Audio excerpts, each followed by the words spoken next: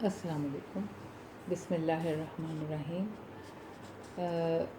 درس عقائد میں سلسلہ شروع ہو چکا ہے۔ پہلا توحید ہے اور اس سے مربوط ابحاث۔ اس میں چھٹا درس شروع ہوتا ہے۔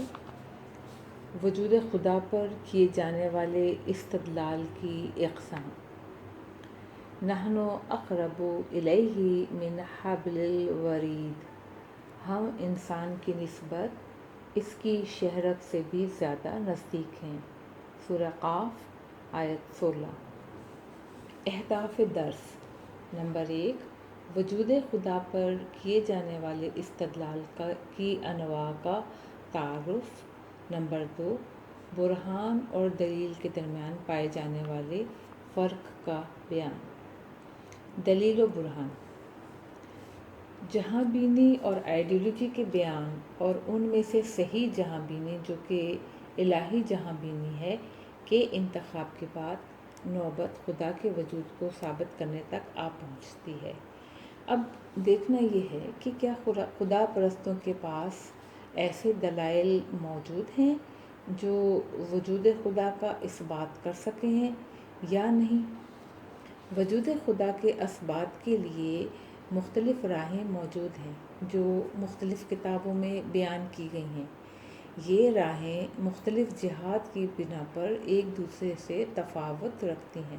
مثلاً ان میں سے کچھ عقلی مقدمات سے استفادہ کرتی ہیں جبکہ دوسری تجرباتی یا عرفانی مقدمات کی حامل ہیں۔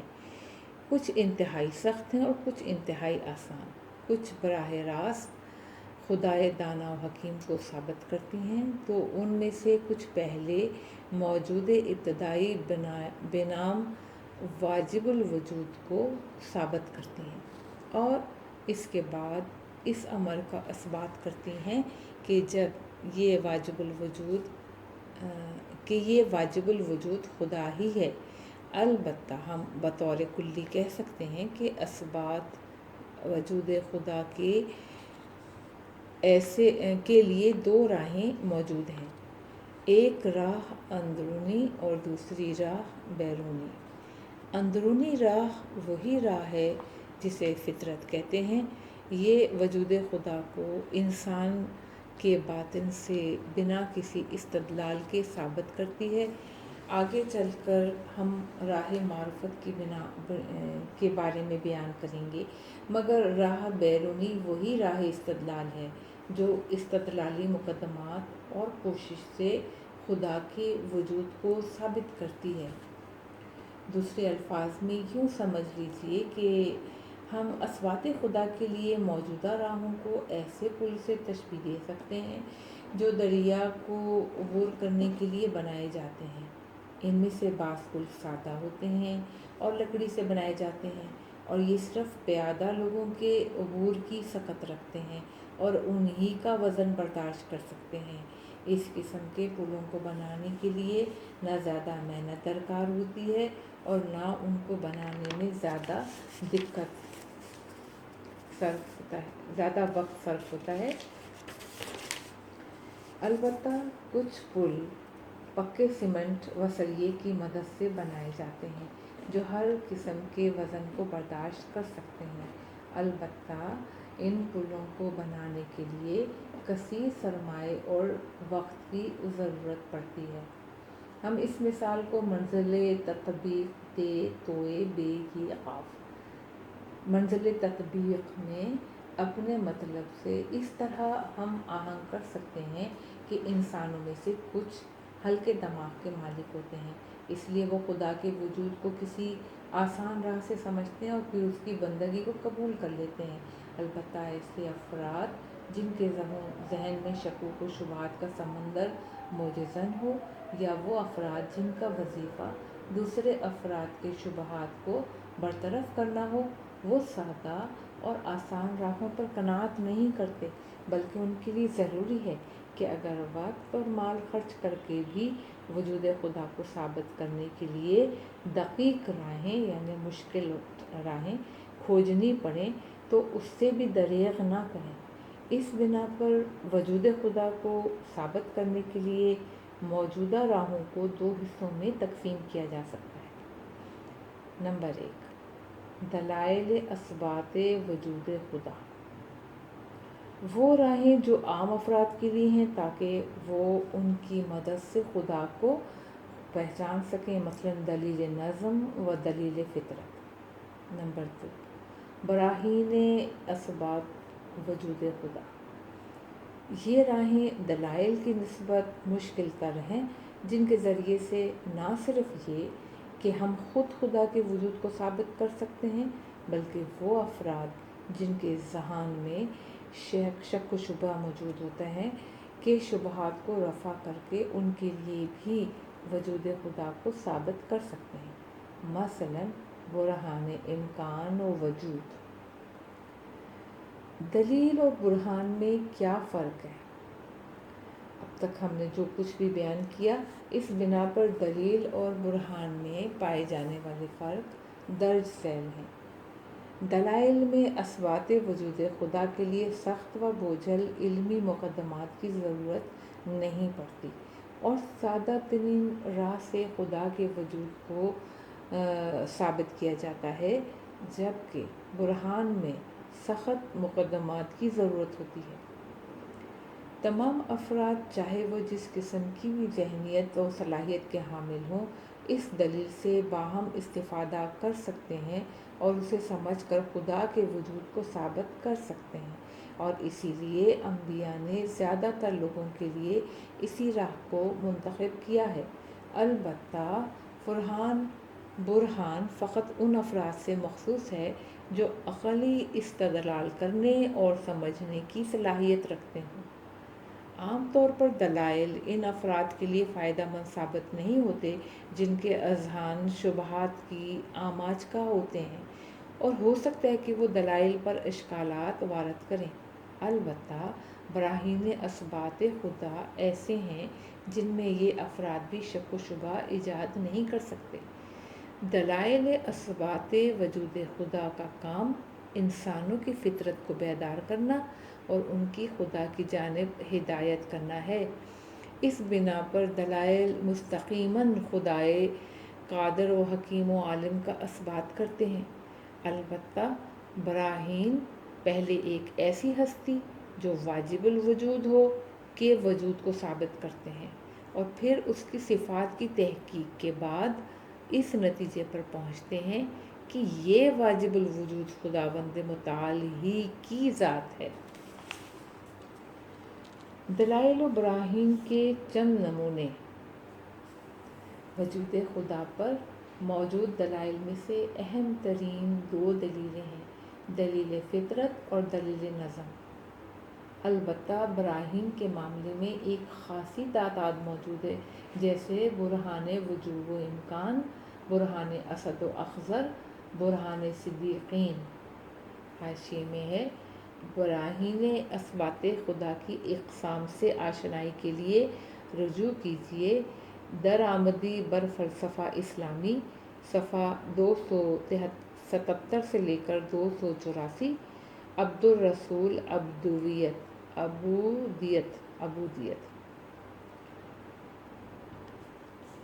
آنے والے درس میں ہم وجود خدا کے اثبات کے سلسلے میں دلائل پیش کریں گے، البتہ اختصار کے پیش نظر براہین میں سے فقط برہان وجود کو ہی پیش کر سکیں گے۔ البتہ لہٰذا جو افراد باقی براہین کی تحقیق کے خواہاں ہوں، وہ مفصل کتابوں کی جانب رجوع فرمائیے۔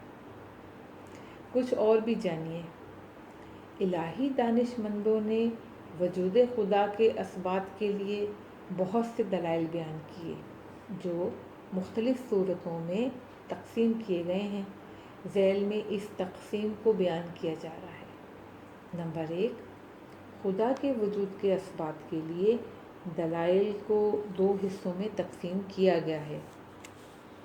حاشیے میں ہے کہ جیسے کہ علامہ طباطبائی نے بیان کیا ہے کہ ایلوین پلنتیگا نے معرفت شناسی اصلاح شدہ میں اس کی جانب اشارہ کیا ہے۔ حاشیہ ختم۔ نمبر 2، وہ دلائل جو یہ ثابت کرتے ہیں کہ وجود خدا بدیہی میں نے بالکل واضح اوپن وجود خدا بدیہی اور اسباب سے بے نیاز ہے۔ وہ دلائل جو وجود خدا کا اثبات کرتے ہیں اور ان کے آگے دو قسمیں ہیں۔ الف براہین مفہوم محوری بریکٹ میں وجودی، وہ دلائل جو خدا کے وجود کا اثبات خدا کی تعریف کے ذریعے کرتے ہیں۔ حاشیے میں ہے ان براہین کا قالب اس طرح سے ہے۔ مقدمہ نمبر 1، اگر الف ذہن میں موجود ہے تو ضروری ہے کہ الف خارج میں بھی وجود رکھتا ہوگا۔ مقدمہ نمبر 2، الف یعنی خدا ذہن میں موجود ہے، نتیجہ پس خدا موجود ہے۔ واپس حاشیے سے نمبر ب، دلائل جو خدا کے وجود کا اثبات موجودات خارجی کے ذریعے کرتے ہیں، ان کی بھی دو اقسام ہیں۔ نمبر 1 براہین مخلوق محوری، وہ دلائل جو خدا کے وجود کا اثبات کسی خاص موجود کے ذریعے کرتے ہیں۔ حاشیے میں ہے ان براہین کا قالب اس طرح سے ہے کہ مقدمہ نمبر 1، اگر الف یعنی مخلوق وجود رکھتا ہے تو خدا موجود ہے۔ مقدمہ نمبر 2، الف یعنی مخلوق موجود ہے، نتیجہ پس خدا موجود ہے۔ حاشیے سے واپسی نمبر 2، براہین موجود محور صدیقین بریکٹ میں صدیقین لکھا ہے، وہ دلائل جو خدا کے وجود کو واقعیت مطلق کے ذریعے ثابت کرتے ہیں۔ حاشیے میں ہے ان براہین کا قالب اس طرح سے ہے کہ مقدمہ نمبر 1، اگر کوئی موجود وجود رکھتی ہو تو خدا موجود ہے۔ مقدمہ نمبر 2، موجود وجود رکھتی ہے، نتیجہ پس خدا ہے۔ خلاصہ درس، خدا کے وجود کی اثبات کے لیے مختلف راہیں موجود ہیں۔ وجود خدا کے اثبات کی راہوں کو ایک تقسیم بندی کے مطابق دو راہوں میں منقسم کیا گیا ہے۔ الف دلائل اثبات وجود خدا، یعنی دلیل فطرت اور دلیل نظم۔ نمبر ب براہین اثبات وجود خدا، یعنی برہان وجوب و امکان، وجوب اسد و اخضر، برہان صدیقین۔ براہین اور دلائل میں فرق یہ ہے کہ دلائل کو کوئی بھی سمجھ سکتا ہے اور یہ انسان کی فطرت کو بیدار کرنے کے لیے ہوتے ہیں، جبکہ براہین دقیق اور مشکل ہوتے ہیں اور ان میں بیشتر اوقات دلائل عقلی سے استفادہ کیا جاتا ہے۔ دلائل میں ہم دلیل فطرت و دلیل نظم کی جانب اشارہ کر سکتے ہیں اور براہین میں برہان وجوب و امکان، وجوب اسد و اخضر اور برہان صدیقین کا نام لے سکتے ہیں۔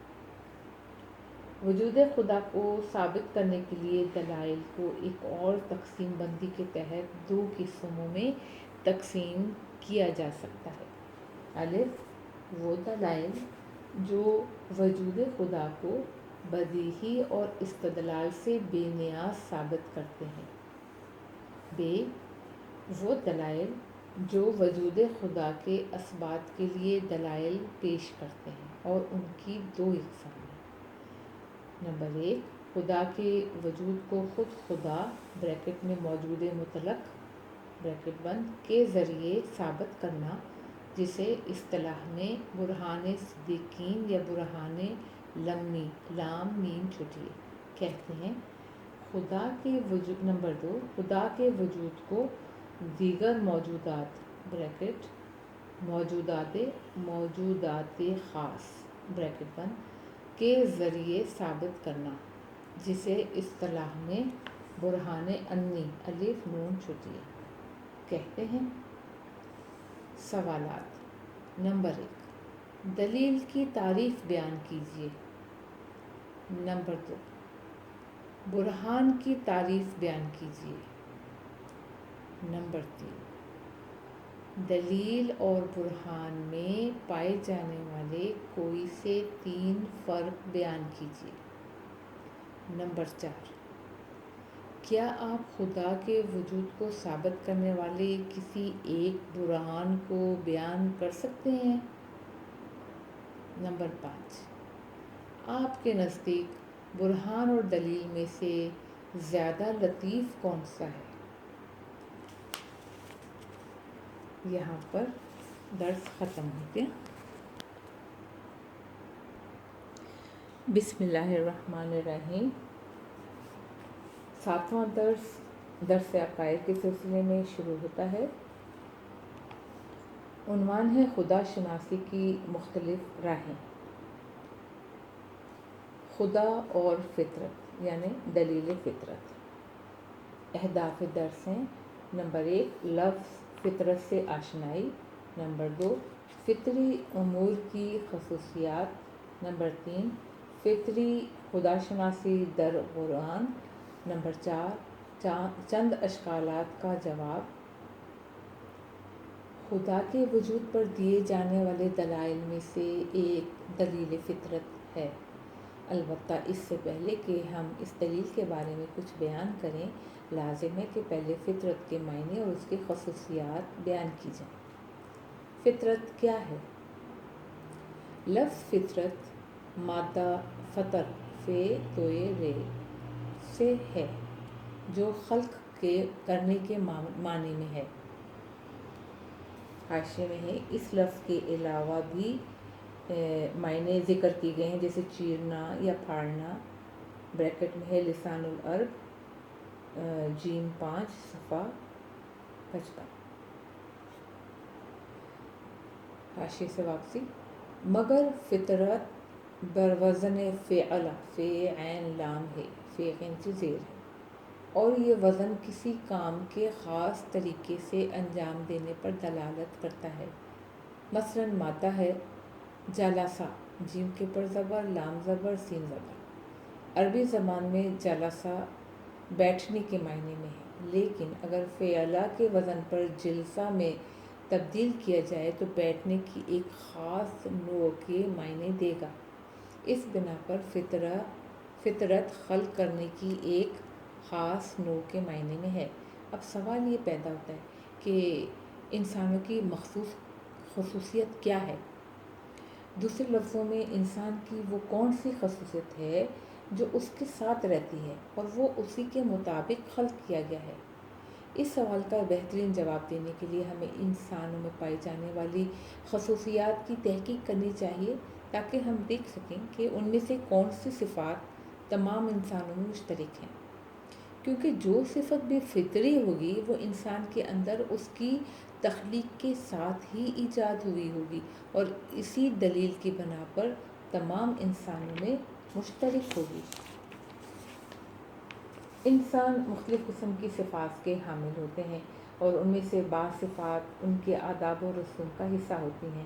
مثلا کچھ ممالک میں یہ احترام کا طریقہ یہ ہے کہ ایک دوسرے کے سامنے خم ہو جاتے ہیں، جھک جاتے ہیں، یا ایک شخص دوسرے کے احترام میں اپنے سر سے ٹوپی اتار لیتا ہے۔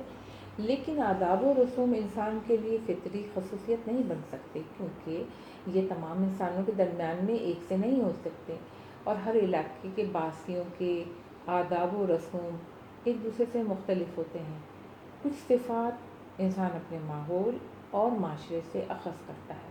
مثلا اگر کسی ایسے معاشرے میں پرورش پائی ہے جو اخلاقی گراوٹ کا شکار تھا، تو وہ بھی اخلاقی پستی میں مبتلا دکھائی دے گا۔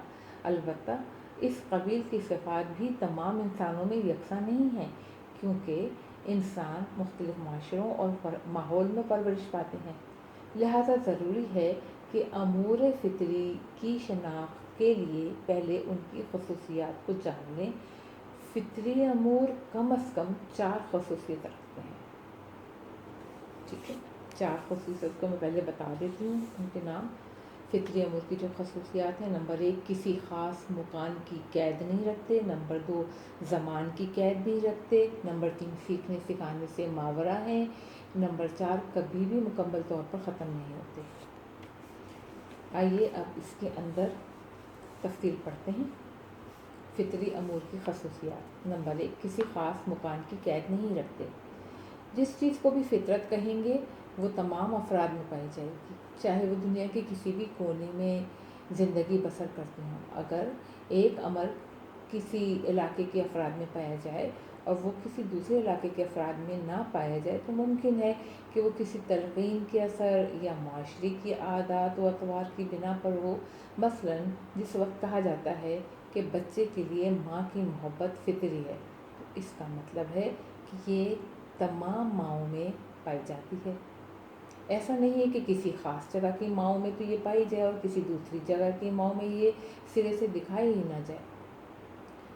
یہ ہو سکتا ہے کہ کچھ عوامل کی بنا پر ان کے رنگ پھیکے پڑ گئے ہوں، البتہ کسی بھی وقت ان کو مکمل طور پر ختم نہیں کیا جا سکتا۔ نمبر 2 زمان کی قید نہیں رکھتے۔ امور فطری ہر زمانے میں تمام انسانوں کے لیے ایک سے ہوتے ہیں، یعنی زمانہ امور فطری پر اثر انداز نہیں ہوتا۔ مثلاً جس طرح 1000 سال قبل ماؤں کے دلوں میں اپنے بچوں کے لیے محبت تھی، آج کے دور کی ماؤں کے دلوں میں بھی ویسے ہی موجود ہے اور آنے والے دور میں بھی ایسی ہی رہے گی، کیونکہ بچے سے ماں کی محبت اس کی خلقت کا جزء قرار دی گئی ہے۔ نمبر 3 سیکھنے سکھانے سے ماورا ہے۔ امور فطری کسی کو سکھائے نہیں جاتے، بلکہ یہ تو آدمی کی سرشت میں موجود ہوتے ہیں اور ان کے لیے کسی علمی محنت و کوشش کی ضرورت نہیں ہوتی۔ مثلاً ماں کو محبت کی تعلیم نہیں دی جاتی، بلکہ جو عورت ماں بن جاتی ہے اس کے دل میں اپنی اولاد کے لیے خود بخود محبت پیدا ہو جاتی ہے، اس عمل سے بالاتر رہتے ہوئے کہ کوئی آ کر اسے اپنے بچوں سے محبت کا پاٹھ پڑھائے۔ نمبر 4 کبھی بھی مکمل طور پر ختم نہیں ہوتے۔ ہو سکتا ہے کہ فطری امور کا رنگ پھیکا پڑ جائے، البتہ یہ کبھی بھی مکمل طور پر ختم نہیں ہو سکتے۔ مثلاً یہ ہو سکتا ہے کہ کوئی ماں غربت کے اثر یا دیگر معاشرتی عوامل کی وجہ سے اپنے بچے سے کم علاقہ رکھتی ہو، البتہ اس کی اپنے بچے کے لیے محبت سرے سے ختم نہیں ہو سکتی، اور جیسے ہی اثر انداز ہونے والے عوامل برطرف ہوں گے اس ماں کی محبت اپنے بچے کے لیے ویسی ہی ہو جائے گی جیسی دوسری ماں کی ہے۔ جیسے ایک ماں جب اپنے بچے کو چلنے کے لیے زمین پر اتارتی ہے تب بھی وہ دور بیٹھ کر اس کو دیکھتی رہتی ہے اور اس کے بارے میں چوکنا رہتی ہے کہ کوئی حادثہ درپیش نہ آ جائے۔ بس یہ تو ممکن ہے کہ امور فطری جیسے ماں کی محبت کی شدت کم ہو جائے، البتہ یہ نہیں ہو سکتا کہ اس کی محبت سرے سے ہی ختم ہو جائے۔ اگر ہم ان عوامل کی جن کی وجہ سے اس محبت کی شدت میں کمی واقع ہوئی ہو کھوج لگا کر انہیں برطرف کرنے میں کامیاب ہو جائیں تو ہم دیکھیں گے کہ ماں اپنے بچے سے ویسی ہی محبت کرنے لگے گی جیسے کہ پہلے کرتی تھی۔ اس سے حاشیے میں ہے کہ اگر یہاں پر کوئی کہے کہ آخر کیوں کچھ مائیں اپنی اولادوں کو پیدا ہونے سے پہلے موت کی گھاٹ اتار دیتی ہیں یا پیدا ہونے کے بعد کسی مسجد، کوڑے دان، کلیسے یا یتیم خانے کی دروازے پر چھوڑ آتی ہیں، یا آیا ان میں ممتا نہیں ہوتی؟ اگر ہوتی ہے تو کیوں اپنے بچوں کو خود سے دور کرتی ہیں؟ اور اگر نہیں ہوتی تو آپ کی یہ مثال درست ہی ثابت نہیں ہوتی۔ جواباً عرض ہے یہ بات ہمارے روزمرہ مشاہدے کی ہے کہ تمام مائیں اپنے بچوں سے محبت کرتی ہیں، پر اگر کچھ مائیں اپنے بچوں کو اس طرح سے خود سے دور کرتی ہیں یا پیدا ہونے سے پہلے مار ڈالتی ہیں تو اس میں بھی فطرت ہی کار فرما ہوتی ہے۔ جس طرح ایک ماں کی فطرت میں اپنی اولاد سے محبت کرنا موجود ہے، اسی طرح ہر انسان میں اپنی عزت کا تحفظ بھی ایک فطری عمل ہے۔ جب ایک عورت عام اصولوں کے خلاف جا کر ماں بنتی ہے تو اسے ایک دوسرے فطری تقاضے یعنی عزت کے تحفظ سے دو چار ہونا پڑتا ہے اور اس کی ان دو فطرتوں میں ایک جنگ کی سی صورتحال پیدا ہو جاتی ہے۔ اس جنگ کے نتیجے میں جو فطرت غلبہ حاصل کر لیتی ہے ماں اسی کے کہے پر عمل کرتی ہے۔ اگر ماں کی محبت غلبہ حاصل کر لے تو پورے جہان کی لان تان کے باوجود بھی کوئی اسے اپنے بچے سے جدا نہیں کر پاتا، اور اگر عزت بچانے کا غلبہ ہو جائے تو بچہ یا مار دیا جاتا ہے یا خود سے دور کر دیا جاتا ہے۔ کبھی کبھی ماں اپنے بچے کے بہتر مستقبل کے لیے بھی اسے خود سے دور کر دیتی ہے، اور یہ بذات خود ماں کی محبت پر دلیل ہے۔ حاشیہ ختم۔ انبیاء کا کام بھی یہی ہے کہ وہ ان عوامل کو جو انسان کے لیے خدا فراموشی کا باعث بنتے ہیں جان کر برطرف کرتے ہوئے انسان کو ان کی فطرت کی طرف واپس لے آئیں۔ خداوند عالم فرماتا ہے، توبو الی اللہ، توبہ کرو اور اپنے خدا کی طرف لوٹ آؤ، یعنی اپنی فطرت کی جانب لوٹ آؤ۔ سورہ نور آیت نمبر 31۔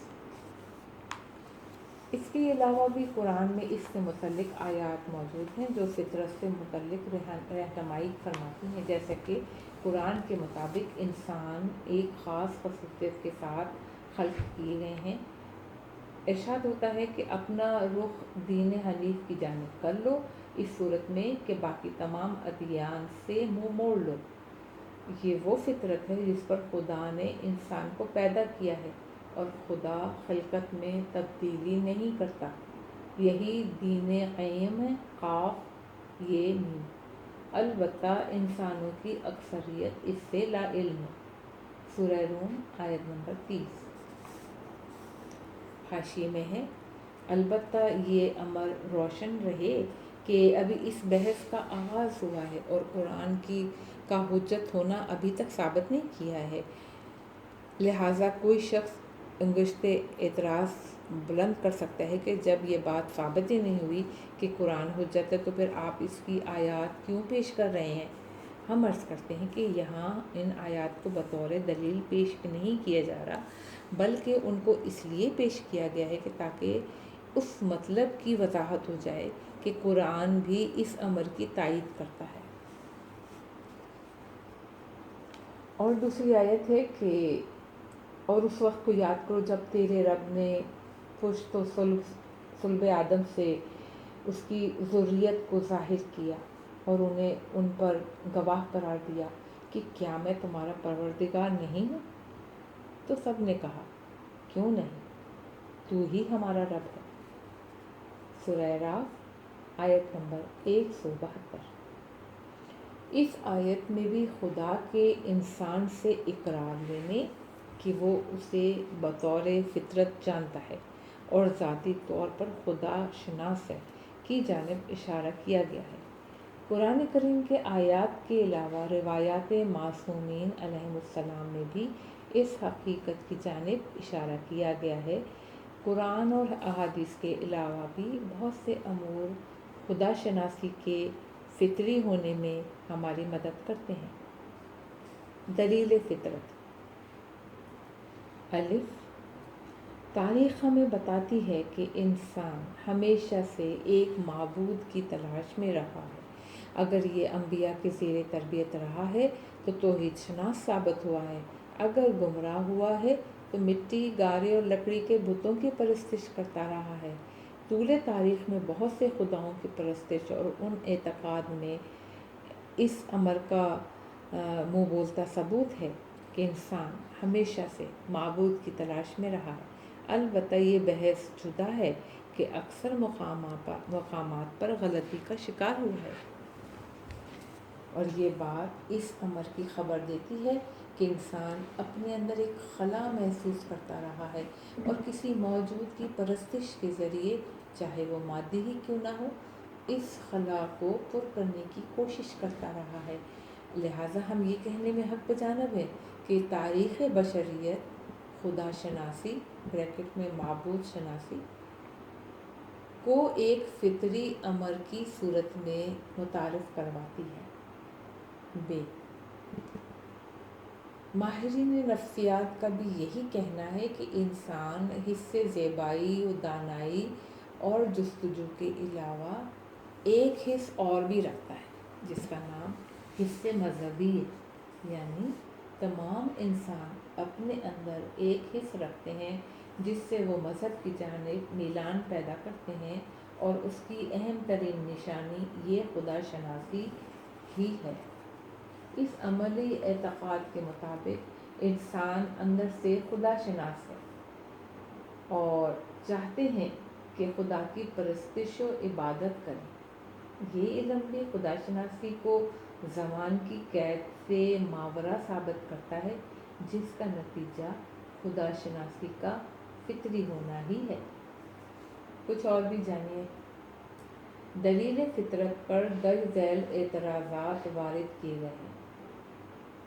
نمبر 1، اعتراض نمبر 1، کبھی کبھار پوچھا جاتا ہے کہ اگر خدا شناسی ایک فطری امر ہے تو پھر کیوں بہت سے لوگ خدا شناس نہیں ہیں؟ جواب میں عرض کرتے ہیں، اولا یہ ممکن ہے کہ کوئی فطرتاً خدا شناس ہو، خدا پرست ہو، یعنی یہ جانتا ہو کہ ایک خالق موجود ہے اور چاہتا بھی ہو کہ اس کی عبادت کرے، البتہ مصداق خدا کو پانے میں غلطی کا شکار ہوا ہو، مثلاً خدا کی جگہ کسی بت کو پوج رہا ہو۔ ثانیاً فطرت ایک ایسے آئینے کی مانند ہے جو گناہوں پر گناہ کیے جانے اور توبہ نہ کرنے کی وجہ سے زنگ آلود ہو جاتا ہے اور اس کے بعد اس قابل نہیں رہتا کہ اپنا کام بطریق احسن انجام دے سکے۔ البتہ جب انسان سخت مشکل کا شکار ہو جاتے ہیں تو ان کی فطرت جاگ اٹھتی ہے اور وہ خدا کی جانب پلٹ آتے ہیں۔ شعر ہے آگے، خس و خاشاک ہوا و ہوس و غفلت سے، صاف رکھ دل کو ہمارے کہ یہ ہے گھر تیرا۔ احمد خان رونق کا شعر ہے۔ اعتراض نمبر 2، کچھ افراد کہتے ہیں ہم مانتے ہیں کہ انسان ایک موجود کو اپنے خالق کی عنوان سے جانتا ہے اور اس کی عبادت و پرستش کرنے کی خواہش بھی رکھتا ہے، البتہ ہم اس بات کو قبول نہیں کرتے کہ فطرت اس خصوصیت کا باعث بنی ہے، بلکہ ہو سکتا ہے کہ انسان کے اشیاء کی حقیقت سے متعلق جہل اس بات کا باعث بنا ہو کہ وہ خدا کا اعتقاد رکھے۔ جیسے کہ پرانے دور میں لوگ بارش اور زلزلے کی آنے کی وجوہات کو نہیں جانتے تھے، جب ان سے پوچھا جاتا تھا کہ اس کی کیا علت یا وجہ ہے تو جواب دیتے تھے کہ اس کی علت خدا ہے۔ یا یہ بھی عین ممکن ہے کہ انسانوں میں پائی جانے والی خدا شناسی و خدا پرستی ان کے ماحول اور معاشرے کا اثر ہو، یا یہ کہ انہوں نے یہ اپنے خانوادوں سے بطور آداب و رسوم قبول کیا ہو۔ اس سوال کے جواب میں کہتے ہیں کہ خدا پرستی انسانوں کے جہل و نادانی کا نتیجہ نہیں ہو سکتی، کیونکہ اگر علت جہل ہوتی تو یا تو ہمیں خدا پرستوں میں ایک بھی دانشور نہیں ملتا، یا پھر جتنے بھی جاہل انسان ملتے وہ سب کے سب خدا پرست ہوتے۔ اسی طرح اگر علم و دانش خدا پرستی کے دشمن ہوتے تو ادیان الہی، یعنی اللہ کو ماننے والے بہت سارے دین، انسانوں کو علم و دانش سیکھنے کی کبھی سفارش نہ کرتے۔ اسی طرح خدا پرستی کی علت آداب و رسوم کو بھی قرار نہیں دیا جا سکتا، کیونکہ مختلف زمانوں اور علاقوں میں رسم و رواج مختلف ہوتے ہیں۔ ہو سکتا ہے کہ کوئی ایک چیز کسی ملک میں آداب و رسوم کا حصہ ہو مگر دوسرے ملک میں نہ ہو، اور کسی ایک دور میں رسم و رواج کا جز ہو لیکن دوسرے دور میں جز نہ رہے۔ البتہ خدا شناسی و خدا پرستی ہر زمانے اور ہر خطے میں موجود رہی ہے۔ معاشرے اور ماحول کے اثرات اور تبلیغات بھی خدا شناسی کی علت نہیں ہو سکتی ہیں۔ درست ہے کہ ہر انسان ان چیزوں میں سے بہت زیادہ اثرات قبول کرتا ہے، مگر فقط یہی تنہا علت نہیں ہے، کیونکہ سیکولر و بے دین معاشروں میں بھی ایسے افراد پائے جاتے ہیں جو اس ماحول کی تبلیغات کے اثر کو قبول نہ کرتے ہوئے خدا پرست ہوتے ہیں۔ لہٰذا اگر یہ مانا جائے کہ خدا پرستی ماحول کا اثر ہے تو پھر بے دین معاشروں میں دیندار افراد کا وجود بھی نہیں ہونا چاہیے۔ بنابراین تمام انسانوں میں خدا شناسی و خدا پرستی ان کی فطرت اور تخلیق کے خمیر کا حصہ ہے، لہٰذا یہ آداب و رسوم اور معاشرے کی تبلیغات و اثرات سے ربط نہیں رکھتی۔ اس درس میں ہم نے دلیل فطرت کے بابت تحقیق کی اور آئندہ آنے والے درس میں درس نظم سے متعلق گزارشات عرض کریں گے۔ چند نکات۔ نمبر 1، جب انسان کا ارتباط یعنی کنیکشن، توجہ، اس کا تعلق مادیت سے زیادہ ہو جاتا ہے تو یہ اسے خدا سے دور کر دیتی ہے۔ اگر انسان چاہتا ہے کہ خدا کی طرف واپس لوٹ آئے تو اس کے لیے ضروری ہے کہ وہ دنیا پرستی سے پرہیز کرے، اور دنیا پرستی سے دوری فقط انبیاء کی تعلیمات پر عمل پیرا ہونے سے ہی حاصل ہو سکتی ہے، یعنی فقط تعلیمات انبیاء ہی وہ واحد ذریعہ ہیں جن کے توسط سے دنیا کی صحیح شناخت اور دنیا پرستی سے دوری اختیار کی جا سکتی ہے۔ نمبر 2، کچھ انسان غرور کا جبکہ کچھ انسان دنیا پرستی کا شکار ہو کر مختلف قسم کے اخلاقی رذائل میں مبتلا ہو جاتے ہیں۔ نتیجہ یہ نکلتا ہے کہ یہ بری عادات انہیں فطرت الہیہ سے دور کر دیتی ہیں۔ اصولی بات یہ ہے کہ جو کوئی بھی مغرور ہوتا ہے نصیحت قبول نہیں کرتا، یہاں تک کہ انبیاء سے بھی نہیں۔ لہٰذا ایسا شخص جو مغرور ہو اسے فطرت الہیہ کے تحت بات ہی نہیں کی جا سکتی۔ اگر ہم دنیا میں بسنے والے ظالم اور ستمگر افراد کی زندگیوں پر نظر دوڑائیں تو جان جائیں گے کہ یہ افراد غرور و جاہ طلبی جیسی صفات سے متصف تھے اور انبیاء و اولیاء الہی کی نصیحتوں پر کبھی کان نہیں دھرتے تھے۔ نمبر 3، ہو سکتا ہے کہ خدا شناسی یا کسی ماورائے طبیعت موجود پر اعتقاد کا رنگ پھیکا پڑ گیا ہو مگر پوری طرح سے ختم نہ ہوا، یا کسی نے انسان کی اس طرف رہنمائی نہ کی ہو، البتہ کسی کے متوجہ کرنے پر اپنی زندگی کی طرف متوجہ ہوا ہو اور منصف مزاج طبیعت کے حامل ہونے کی وجہ سے اس کو قبول کر لیا ہو۔ انسانوں کے ساتھ بارہا ایسا ہوا ہے کہ جب وہ امور مادیہ سے نا امید ہو جاتے ہیں تو ناگہاں ان کے اندر قدرتی طور پر ایک احساس و اعتقاد پیدا ہو جاتا ہے جو قدرت بشری سے بالا تر ہوتا ہے اور اس کی نجات کا باعث بن جاتا ہے۔ بس امور فطری کو خدا شناسی کے مطابق تطبیق دینے سے ثابت ہوتا ہے کہ خدا شناسی ایک فطری امر ہے۔ دوسرے لفظوں میں تمام انسانوں کی خلقت خدا شناسی کی بنیاد پر ہوئی ہے، یہاں تک کہ خدا کی شناخت پر ازراہ فطرت بحث کی گئی ہے جو کہ اندرونی شناخت سے متعلق تھی۔ آئندہ درس میں خدا کی شناخت ازراہ استدلال بیرونی پیش کی جائے گی۔ خلاصہ درس، فطرت کے معنی۔ لفظ فطرت بروزن فعلہ خلقت کی ایک خاص نوع پر دلالت کرتا ہے۔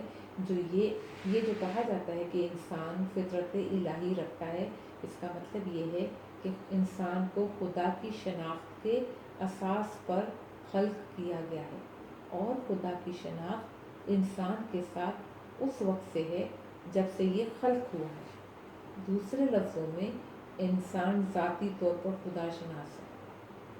ماہر نفسیات میں سے بھی بعض نے اس حقیقت کا اعتراف کیا ہے۔ قرآن نے بھی خدا شناسی کی فطرت ہونے کو بیان کیا ہے۔ اپنا رخ دین حنیف کی جانب کر لو، اس صورت میں کہ باقی تمام ادیان سے منہ موڑ لو۔ یہ وہ فطرت ہے جس پہ خدا نے انسان کو پیدا کیا ہے اور خدا خلقت میں تبدیلی نہیں کرتا، یہی دین قیم ہے۔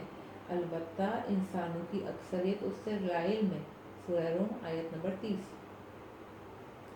اور روایات میں بھی اس امر کی جانب اشارہ کیا گیا ہے۔ سوال یہ پیدا ہوتا ہے کہ آخر کیوں کچھ افراد شناخت خدا کے فطری ہونے کے باوجود خدا پرست نہیں ہوتے؟ جواب، اگرچہ فطرت پاک ہوتی ہے، البتہ یہ گناہوں کے اثر کی وجہ سے آلودہ بھی ہو جاتی ہے، جس کی وجہ سے اپنے اصلی ہدف تک نہیں پہنچ پاتی یا خدا کے مصداق کو ڈھونڈنے میں غلطی کر بیٹھتی ہے اور انسان مٹی یا لکڑی کے بتوں کو پوجنا شروع کر دیتا ہے۔ یہاں پر حاشی میں ہے کہ قرآن کریم اس بارے میں فرماتا ہے کہ جب وہ کشتی پر سوار ہوتے ہیں اور طوفان میں اپنی موت کو سامنے دیکھ لیتے ہیں تو خدا کو بڑے اخلاص سے پکارتے ہیں، مگر جب ان کو نجات مل جاتی ہے اور کنارے پہ پہنچ جاتے ہیں تو دوبارہ مشرک ہو جاتے ہیں۔ سورہ عنکبوت آیت نمبر 65۔ امام صادق علیہ السلام سے ایک شخص نے سوال کیا، آپ خدا کے وجود کو کیسے ثابت کریں گے؟ امام نے فرمایا، کیا کبھی کشتی میں سوار ہوئے؟ کہنے لگا، جی ہاں۔ امام نے فرمایا، کیا کبھی ایسا اتفاق ہوا ہے کہ کشتی طوفان میں گر کر غرق ہونے کی دہانے پر ہو؟ کہنے لگا، جی ہاں۔ امام نے فرمایا، اس موقع پر جب نجات حاصل کرنے کی کوئی امید باقی نہیں رہتی، کیا محسوس نہیں کرتے کوئی ہے جو تجھے اس وقت بھی بچا سکتا ہے؟ کہا، ہاں۔ امام نے فرمایا، وہ قدرت مند و توانا ذات خدا ہی تو ہے۔ تفسیر صافی، تفسیر بسم اللہ الرحمن الرحیم۔ نکتہ: کچھ افراد خدا پرستی کو انسانوں کا جہل یا ماحول کا اثر سمجھتے ہیں اور اس بات کو قبول نہیں کرتے ہیں کہ فطرت خدا شناسی کا سبب ہے۔ ان کے جواب میں ہم کہتے ہیں، بہت سے خدا پرست دانشور تھے اور بہت سارے بے دین معاشروں میں بھی دیندار موجود ہیں۔ اس سے معلوم ہوتا ہے کہ خدا شناسی کا عامل اس کے علاوہ کچھ اور ہی ہے۔ سوالات: نمبر 1، لفظ فطرت کی توضیح دیجیے اور بیان کیجیے کہ کس طرح ہم اس کے ذریعے خدا کے وجود کو ثابت کر سکتے ہیں۔ نمبر 2، اگر خدا شناسی فطری ہے تو پھر کیوں بہت سے افراد خدا شناس نہیں ہیں؟ نمبر 3، کیا یہ ممکن ہے کہ خدا شناسی کی علت انسانوں کا جہل یا ان کے آداب و رسوم ہوں؟ یہاں درس ختم ہوتا ہے۔